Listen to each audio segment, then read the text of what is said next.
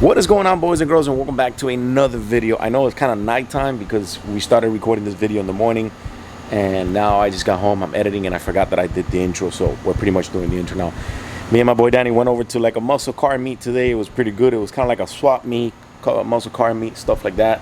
The video is not going to be a lot of talking because there's a lot. They were playing a lot of like 50s and 60s music, so that just copyrights everything on the video.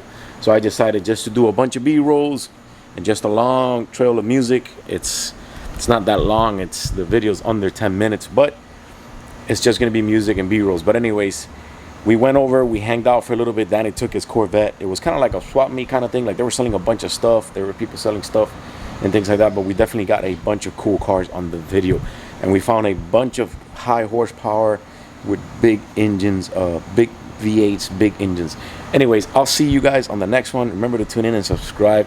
Hit the thumbs up. Let's get the video started. Just a small little recap of today, and let's go.